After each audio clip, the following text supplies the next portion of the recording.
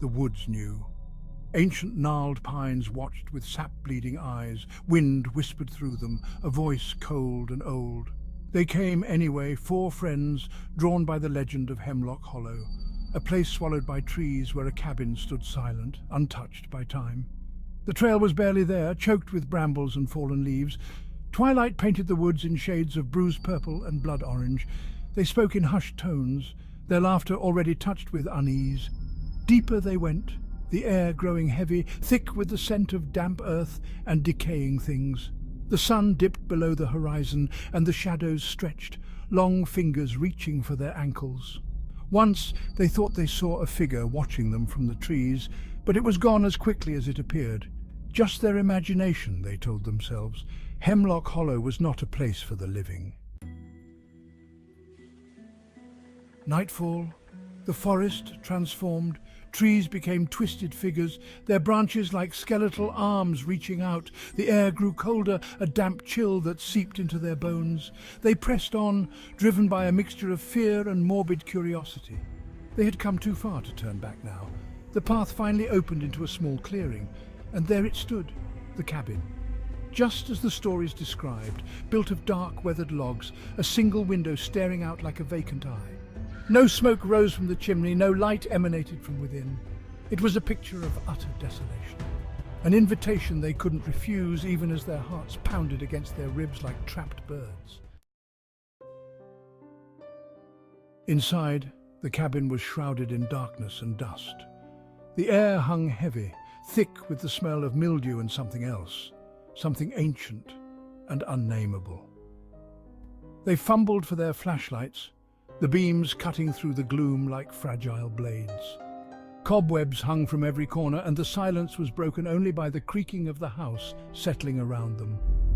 They explored cautiously, each room a mirror of the last empty, decaying, frozen in time. Furniture rotted where it stood, covered in a thick layer of dust. A fireplace gaped in the main room, cold and lifeless. Above it, a portrait hung askew, the canvas ripped and the face obscured by grime. But they could feel the eyes watching them, filled with a sorrow that transcended time. Lily stumbled upon a small room at the back of the cabin. Her flashlight beam illuminated a child's nursery. A rocking horse stood frozen mid-gallop, its paint chipped and faded. A crib lay overturned in the corner, its sheets stained a dark, unsettling brown. This place held onto its secrets with a desperation that bordered on malice. A sudden noise, a crash from upstairs. They froze, hearts pounding in their chests. Silence descended again, thick and heavy, then a soft scratching sound, like fingernails on wood. It was coming from the attic. Fear, raw and primal, tightened its grip. They exchanged uneasy glances. Curiosity battled with terror, urging them forward. The attic door creaked open, revealing a steep, narrow staircase. The scratching sound grew louder, insistent. Someone or something was up there.